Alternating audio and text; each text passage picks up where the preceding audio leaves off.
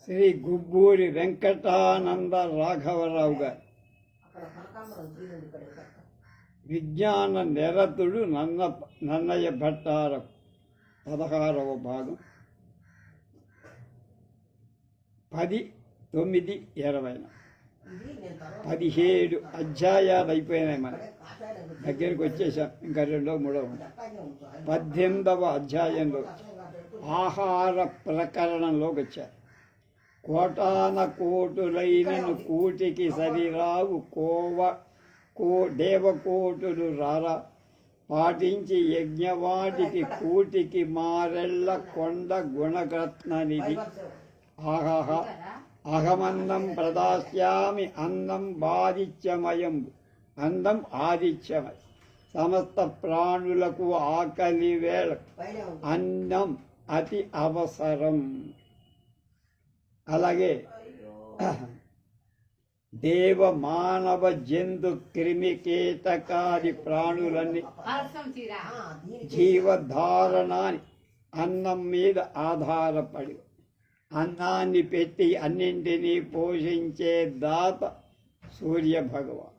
కనుక విజ్ఞులు అన్నం ఆదిత్యమయం అన్నారు.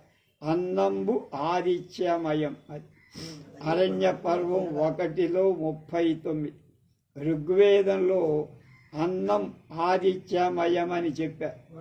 అది ఉపనిషత్తు అన్నం బ్రహ్మేతి వ్యజనాత్. అన్నం పరబ్రహ్మ స్వరూపమని తెలుసుకోవని పోషించి ఆవిర్భాగాలను ఆశించి యజ్ఞవాటికలకు దేవతలు, సంతర్పణశాలలకు మానవులు పోవటానికి కారణం అన్నం మీద కాంక్షమ. గతికి ఉన్నప్పుడే కాక చచ్చిన తర్వాత కూడా పితరులు బుభుక్షా వేదనకు పాల్పడతారని చచ్చిపోయిన రోజు వాళ్ళకి అన్నం ఇవ్వటం అవసరమని భావించుకొని భారతీయులు తద్దినాలు పెట్టి పితృస్థానంలో కూర్చోపెట్టిన భోక్తలకు, పితృదేవతలతో కూడా వచ్చిన విశ్వదేవస్థానంలో కూర్చోపెట్టిన భోక్తలకు మృష్టాన్న ప్రదానం చేస్తారు.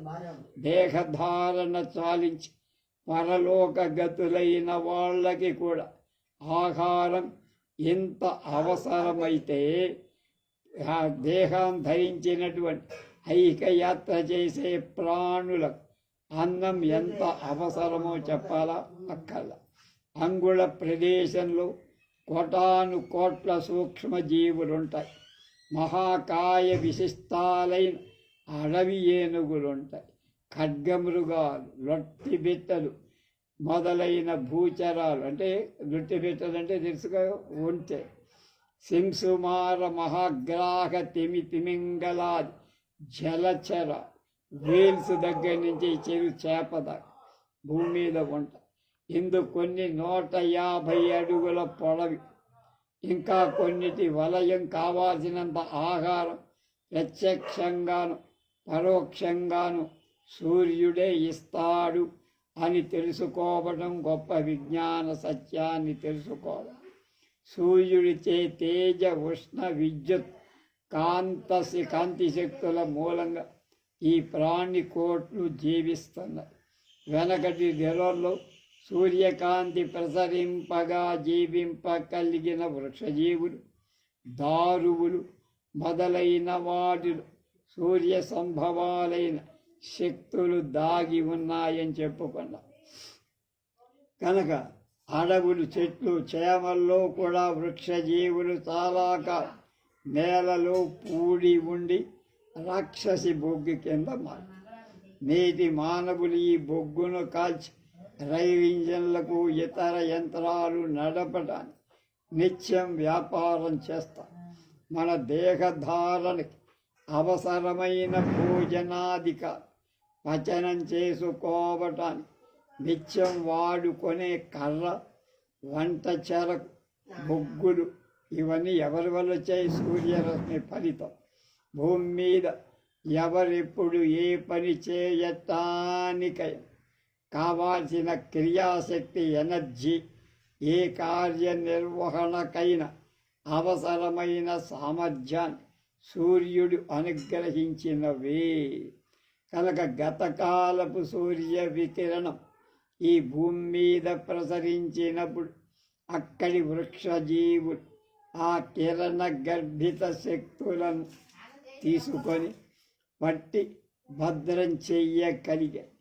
ఆనాడు వృక్షజీవులు ఆ విధంగా సంగ్రహించటం మూలంగా అందులో నిక్షిప్తాలైన శక్తి అంతా ఇవాళ మనం ఉపయోగించుకుంటాం.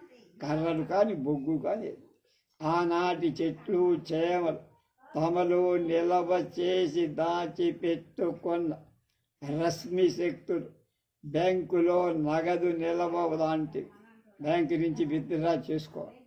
అవసరాన్ని బట్టి మనం వాటిని తీసుకొని వాడుకుంటాం. ఓషధుల పైన వృక్ష జీవుల పైన సూర్యరశ్మి ప్రసరించటం చేతనే సమస్త జంతు కోట్ల ప్రాణధారణ మానవ కోట్ల ప్రాణధారణ అవసరమై ఆహారమంతా దొరుకుతుంది. పొద్దుట సూర్యుడితో మానవుడు నిద్ర నుండి లేస్తాడు. సూర్యుడు అస్తమించిన తర్వాత మానవులంతా పనులు మానుకొని విశ్రాంతి తీసుకుంటారు. ప్రత్యక్షంగాను పరోక్షంగాను మన జీవితంలో ప్రతి క్షణం సూర్యుడిపై ఆధారపడి ఉంది. అలాంటి విషయాలు అనేక రకాలుగా ఆలోచించి మన పెద్దలు సూర్యాత్మ జగత్తుకు ఆత్మ సూర్యుడు అన్నారు. సూర్యుడు 8,64,000 మైళ్ళ వ్యాసం, 25,00,000 మైళ్ళ కైవారం సర్కంఫరెన్స్ కల గొప్ప గోళ. ఆ గోళం మహాగ్నిమయం. తీవ్రమైన అగ్ని శిఖలతో మండే వాయు పదార్థాలు, ధాతు సంబంధం గల ఆవిరులు మొదలైన వాటితో కూడుకొని ఉంటుంది సూర్యుడంటే. పరిమాణంలో సూర్యగోళం భూమి కంటే 13 లక్షల రెట్లు పెద్ద. సూర్యుడు ఒక చిన్న నక్షత్రం. ఆ సూర్యుడిని మించిన నక్షత్రాలు చాలా. నక్షత్రాలు బ్రహ్మాండ సూర్యుడు కనుక సప్తదిశో నానా సూర్యాః. భూమి మీద 7 దిక్కులకు నక్షత్ర రూపంలో మెరుస్తున్న సూర్యగోళాలు.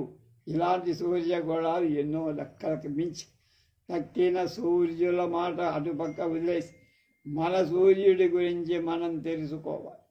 స్థూల దృష్టికి సూర్యుడు తూర్పున ఉదయించి పడమట అస్తమిస్తాడని అందరికీ కనపడు. విశేషించి ప్రతిరోజు సూర్యుడు ఒకే బిందువు దగ్గర ఉదయించినట్లు కనపడ్డు. సూర్యోదయ బిందువు రోజు రోజుకు మారుతుంది. జూన్ 21 లోపల తేదీన మొదలు జూన్ 21 నుంచి ఈ బిందువు అంటే సూర్యోదయం అయిన పాయింట్ దక్షిణానికి దిగజారుతున్నట్లు. డిసెంబర్ 21వ తేదీ ఉదయ బిందువు దక్షిణ కొసను చేరి ఆనాటి నుండి దిశ మార్చి ఈ బిందువు ఉత్తరానికి ప్రయాణం చేస్తున్నట్లు అనిపిస్తుంది.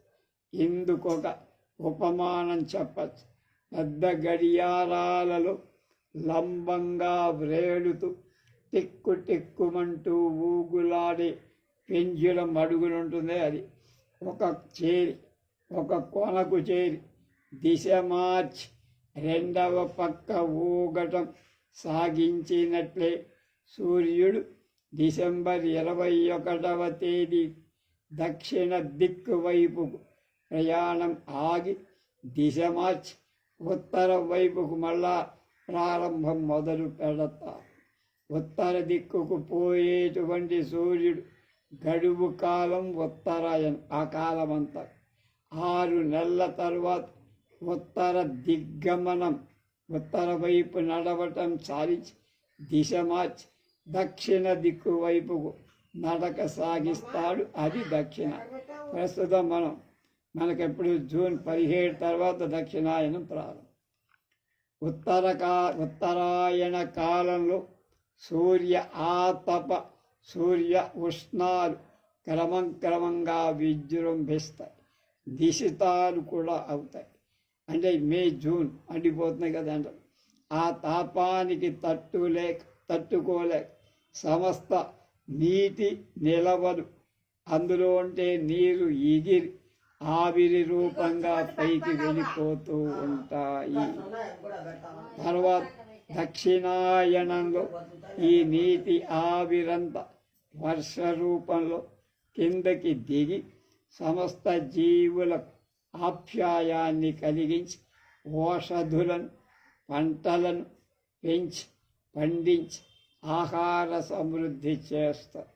ఈ వైజ్ఞానిక అంశాలను నన్నయ్య గారు అరణ్య పర్వంలో 1వ అధ్యాయం అంటే అరణ్యకాండలు 31వ అధ్యాయంలో 38, 39 రచనలలో సంగ్రహంగా ఇలా చెప్పారు. అరణ్యకాండ 1లో 30 భూతరాశి తొల్లి పుట్టి బుభుక్షాభితప్తమైన జూచి తద్భయంబు అపనయింపగడగి అదితి సుతాగ్రణి కమల బాంధవుండు కరుణతో 1లో 39 ఉత్తరాయణ గతుండై ఉర్వీరసంబు పరిగ్రహించి అంటే నీటిని, దక్షిణాయన గతిని పర్జన్యభూతుండై ఓషధులన్ పడసి రాత్రులం చంద్ర కిరణామృతంబులంచేసి వాణి తడుపుచు వర్ధించి అందంబు పుట్టించి ప్రజాప్రాణధారణం చేయుట చేసి అందంబు ఆదిత్యమయంబని ఎరిగి తొల్లి భీమ వైన్య కార్తవీర్య నహుషాదులు యోగ సమాధి నిస్థితులై సూర్య భజనంబున అందంబు బడసి ఆసవలంబుల ఆపద వలన ప్రజలను సముద్ధరించేది కావున. ఇందాక చెప్పిన దానికి ఇలా సమస్త జీవకోట్ల ప్రాణాధారణ అవసరమైన అన్నాన్ని తేజస్సు, ఉష్ణము, విద్యుత్తు, అయస్కాంత శక్తుల స్వకీయ కిరణ ప్రసారం చేత లోకుల సూర్య భగవానుడు అనుగ్రహిస్తున్న శక్తి ప్రదాత కనుక సూర్యమండల భూమండలాల మధ్య దూరం సగటున 9,29,00,000 మైళ్ళు. సెకను 1,86,320 మైళ్ళ చొప్పున సూర్యకిరణాలు సూర్యమండలం నుండి బయలుదేరి భూమికి చేరటానికి సుమారు 8 సెకండ్ల టైం పడుతుంది. 8 నిమిషాల 20 సెకండ్లు పడుతుంది. అది సూర్యకిరణాలు చూడటానికి తెల్లగా మెరుస్తున్నట్లు కనపడతాయి, కానీ నిజంగా అది సప్తవర్ణాలు 7 రంగులు కల కిరణాల సంపుటి అని తెలుసుకోవాలి. కనుక ఆ తెలుపులో 7 రంగులు. అలంకార భాషలో ఈ సప్తవర్ణాలు 7 గుర్రాలు సూర్యుడి యొక్క గుర్రాలుగా చెప్పవు. సూర్యుడు ఆకాశం చేత సప్తాశ్వుడు అని పిలువబడు. ననయభట్ సూర్యుడి సప్తాశ్వుడని తరచుగా చెబుతూనే ఉండేవాడు జ్ఞాపకం కోసం. గరుడు తల్లితో పాటు కద్రూదేవికి దాసుడై ఆమె సంతానాన్ని మోసి ఆడిస్తూ ఉండేవాడు. ఒకనాడు గరుడు ఈ పాములను ఎత్తుకొని సప్తమారుత జవంబున సప్తాశ్వమండలం తాక ఎగ్గసే ఈ పాములన్నీ పెట్టుకొని ఒక్కసారి ఆకాశ మండలానికి సప్తాశ్వ మండలానికి ఎగిరాడు. ఆది పర్వం సూర్యుడి రథానికి 7 గుర్రాలు పగ్గంతో బంధింపబడ్డాయా? ఏం లేవు. పన్నగాలు పాములతో బంధింపబడి. ఎందుకు? సూర్యకిరణాలు రుజుగతి స్ట్రెయిట్ లైన్లో వంకరదు తరంగ గమనం వేవ్ మోషన్తో వెళ్తాయి. ఈ వైజ్ఞానిక సత్యాన్ని వ్యక్తం చేయటానికి సూర్యరథానికి గుర్రాలు పన్నగాల వలన కట్టబడ్డాయని పెద్దలు చెప్పారు. అది గొప్పది. రథస్యైకం చక్రం భుజగనమితా సప్తతురగా అని సూర్య రథాన్ని గురించి ఒక చాటు శ్లోకం. జీవశాస్త్రం, సంతాన శాస్త్రం, వంశ కుల గోత్ర సంఘాలు వృద్ధి పొందించటం వల్ల జాతి అభివృద్ధి పొందుతుంది. మానవ జాతి నశింపకుండా నిలపటానికి ప్రతి వంశాన్ని సంతాన లాభం పొందాలి. సంతానహీనులు పున్నామ నరకాన్ని చేస్తారు. అలాంటి ఘోర విపత్తు సంభవించకుండా దంపతులు గర్భవాసపు పంట పండాలి. పూర్వయుగంలో పుణ్య దంపతులు యథాకామ్యంగా ఇష్టం వచ్చినట్టు సంతానం పొందేవాడు. కావాలంటే ఏ సంతానం కావాలంటే అలా, ఆడంటే ఆడ, మగంటే అలా పడటానికి శాస్త్ర సమ్మతాలైన ప్రక్రియలు వాళ్ళకి బాగా. ఆ ప్రక్రియలను అవలంబించి యథావిధిగా పూర్తి చేసిన వాళ్ళకి అభీష్ట సిద్ధి కలిగేది. పంచాల రాజు ద్రుపదుడు తను అవమానించిన ద్రోణుణ్ణి సంహరింపగల కుమారుణ్ణి పటు పరాక్రమం చేత తన చిత్తాన్ని ఆకర్షించిన అర్జునుని పెళ్లాడగల కూతుర్ని తన కలగాలని గాఢంగా సంకల్పి శాస్త్రవేత్తలు చెప్పిన పద్ధతి దీక్షతో ఆయా ప్రతిక్రియలు యథావిధిగా నిర్వర్తి దృష్టద్యుమ్నుని ద్రౌపదిని ఇద్దరినీ కలి అని పొద్దున్ని పొంది తన కోరిక తీరినవాడు సఫల మనోరథుడు. సత్యవతికి శంతనుడి వల్ల విచిత్ర వీర్య చిత్రాంగదులను కుమారుడు ఇద్దరు కలి. విచిత్ర వీర్యుడు అంబికకు, చిత్రాంగదుడు అంబాలికను వివాహం చేసి సంతానం లేకుండా ఆ ఇద్దరు చచ్చిపోయారు. అంశక్షయమవుతుందని సత్యవతి చాలా భయం.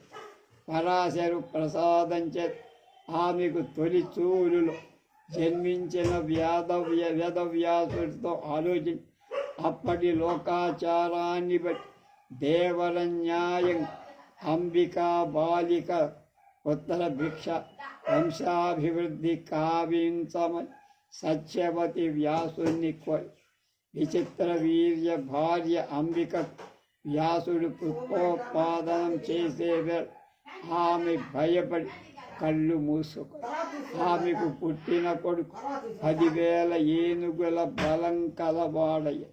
మాతృదోషం వల్ల అంధుడయ్యాడు. ఆ పుట్టుగుడ్డే ధృతరాష్ట్రుడు.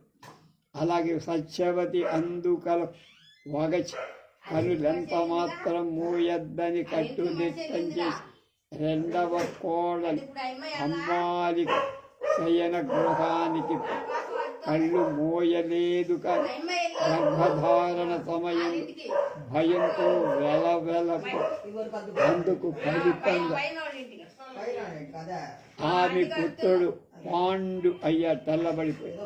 మరొకసారి అంబిక సత్యవతి సంతానోత్పత్తిగా నియమించింది. కానీ ఆమె భయపడి తాను ఆ శయన గృహానికి పోజాల తన స్థానంలో దాసిని నాటి రాత్రి దాసి నిర్భయంగా వ్యాసుడితో గర్భవతి అయి నిర్భయుడైన విదురుణ్ణి కన.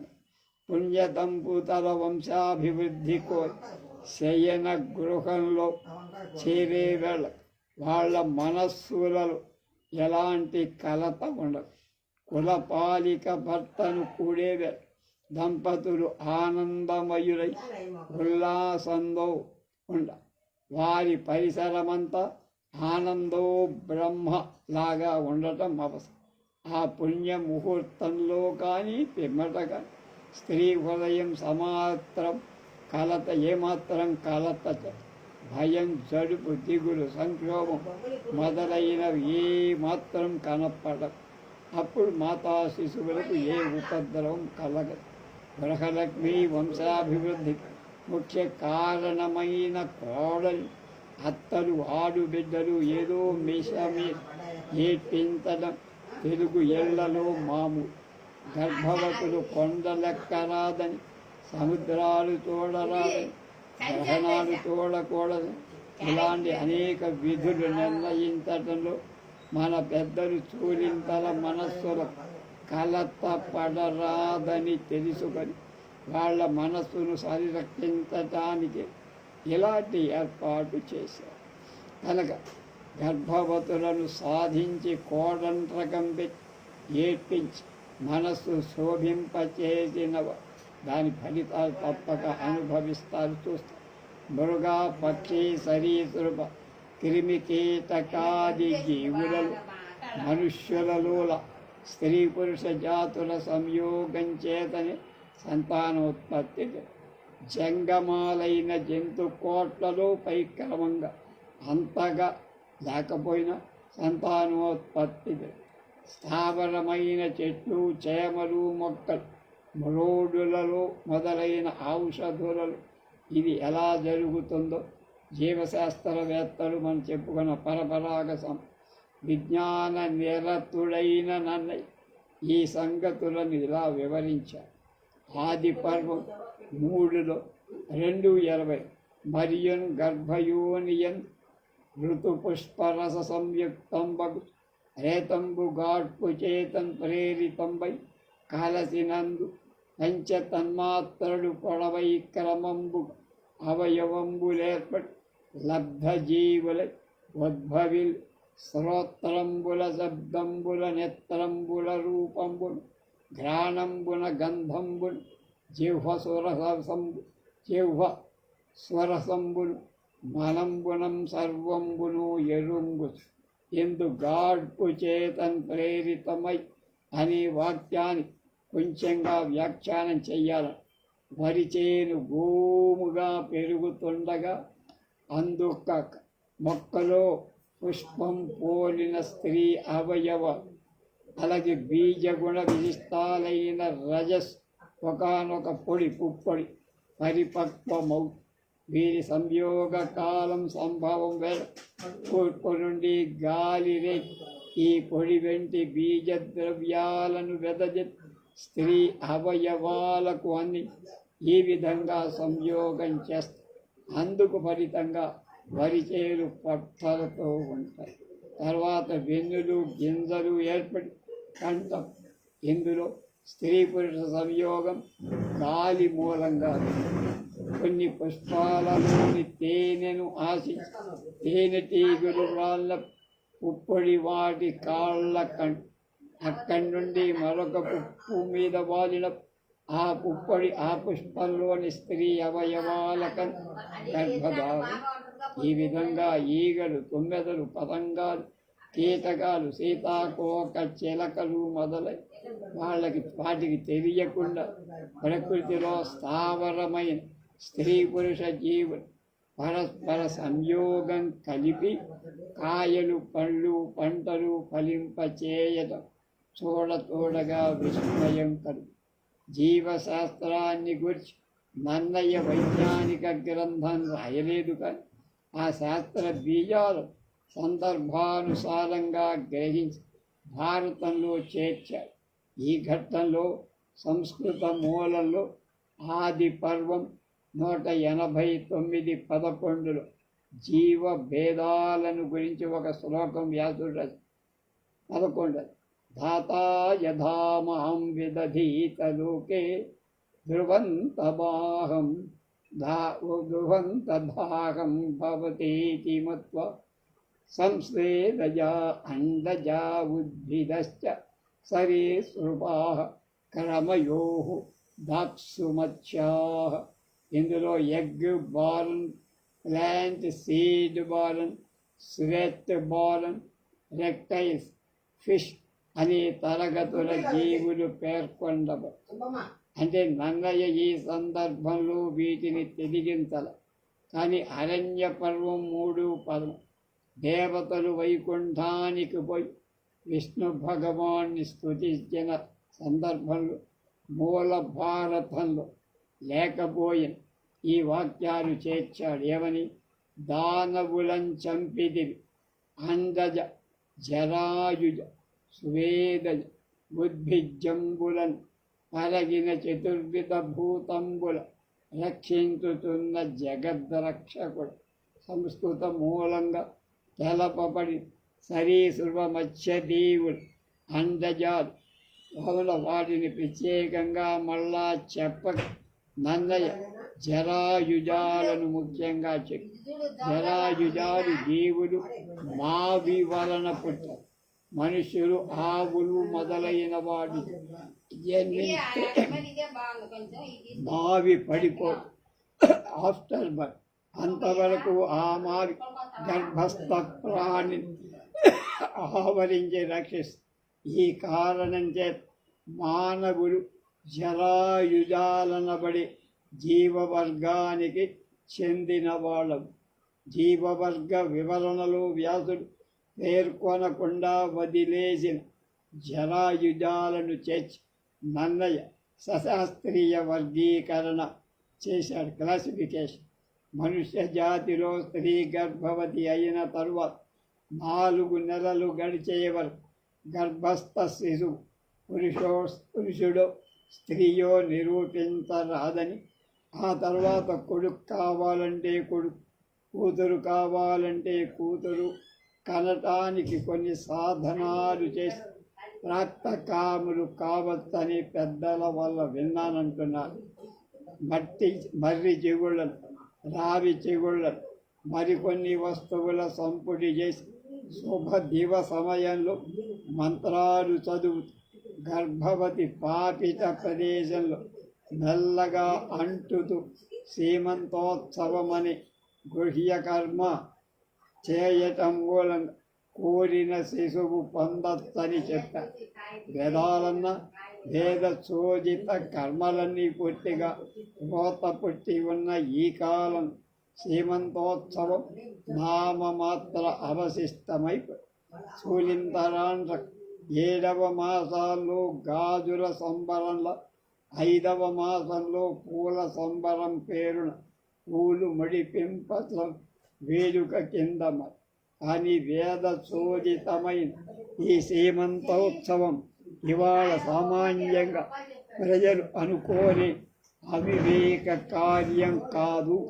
శిశువు యొక్క స్త్రీత్వ పురుషత్వాలను నిశ్చయించి ఆ ప్రాణి యొక్క భావి జీవిత విధాన నిర్ణయం చెయ్యగల ముఖ్య కర్మ సేవంతం.